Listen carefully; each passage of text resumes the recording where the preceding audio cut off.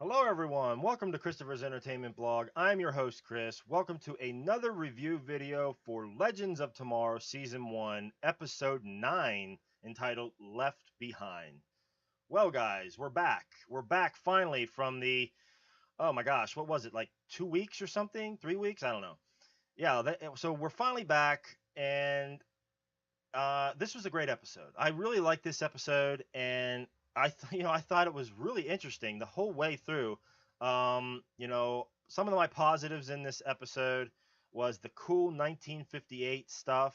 I thought that was kind of cool, seeing the aspect or the perspective of Palmer and Sarah and Kendra. And I thought that whole stuff was interesting to me, that you actually seen their perspective on how time has actually passed for them. 2 years they were just there. I mean, they felt like this is it. We're going to be permanently here.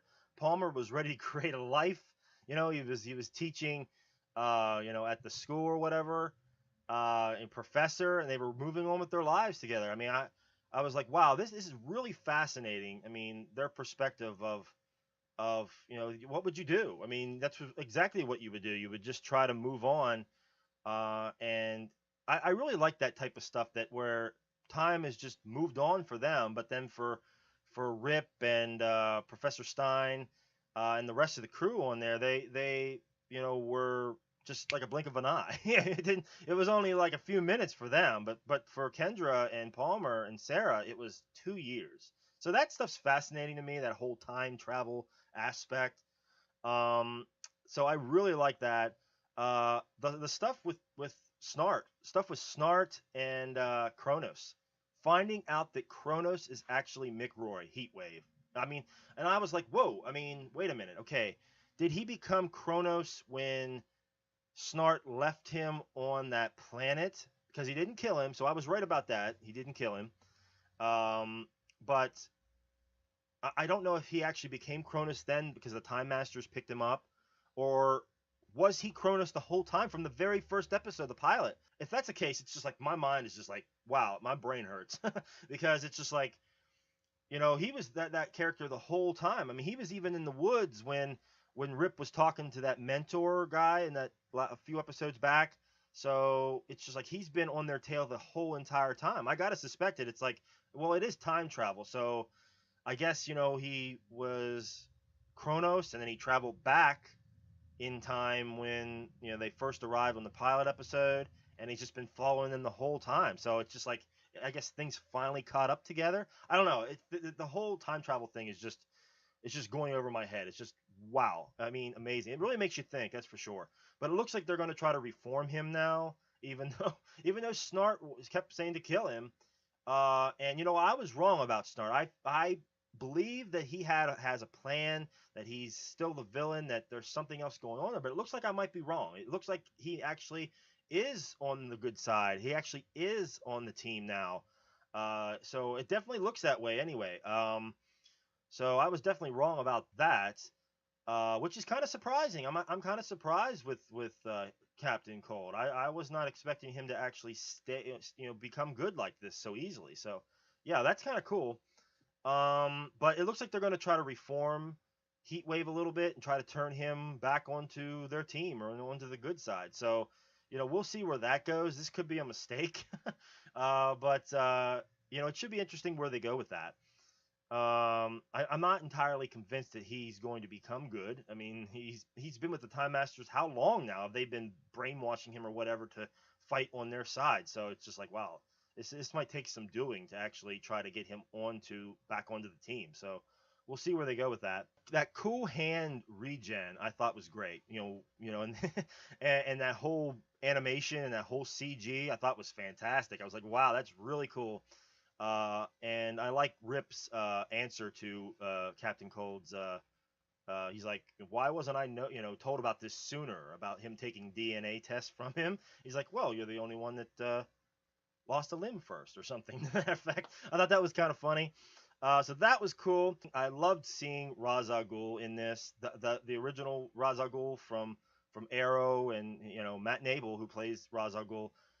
He came back for this. I thought that was interesting. I was like, wow. And they actually showed Talia al Ghul, which I like those scenes. and all that stuff was very cool on the Nanda Parbat stuff with Sarah and Ra's al Ghul, and that whole League of Assassins stuff was very cool in this episode.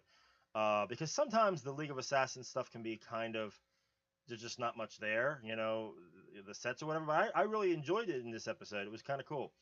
I did think it was kind of weird though that Sarah told Raz about his future daughter Nissa, and it's just like, is that going to create like a time paradox or something strange? I mean, and another thing, it's just like, well, she was in the League of Assassins in 1960, and then she's going to be in again in like 2000, 13 or 14 or whatever it was on Arrow. I mean, how does that work? I mean, he's going to recognize her from this time period, and then when she shows up again, I mean, I don't know. I guess it's kind of weird. I just like I don't know, because certainly he's going to remember her, and I think he even sends assassins after her to kill her when in the future or whatever. The first time she was in the league. So yeah, I mean, again with the time stuff, it's just like, whoa, what is happening?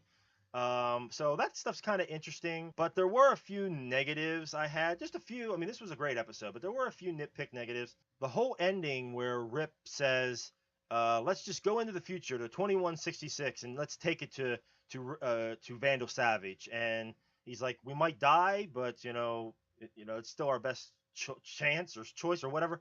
I'm like, why didn't you do that to begin with? That was like the nitpick. I know he said that we're probably all gonna die or something to that effect, but it's just like, I mean, at least you could have tried to do that, maybe, at the beginning. I mean, I understand you may have to make a whole show out of it, but I mean, that's just a nitpick negative. I mean, it wasn't that big a deal. I just figured, why not try to do that in the beginning? But, not that big a deal. And, and like I said, why tell Roz about Nissa? I mean, isn't that going to create some type of time paradox thing? But other than that, this episode was solid. I really enjoyed it. I love the 1958 stuff with Kendra and Palmer and them getting together. I thought that was kind of good. I thought it was really good. There's good scenes with them. And the stuff with Sarah was interesting. Going back to the league, very cool. That whole time period where they were stuck in, for 2 years there, and yeah, and they were all great, all great. But hey, guys, that will do it for me for this episode. If there's anything you guys want to talk about, what you liked about the episode, what you didn't like about the episode, because there was a lot of good stuff to like in this episode. So please write it down in the comments. But that will do it for me for this week for another episode of Legends of Tomorrow. I will see you guys next week. Until then, take it easy.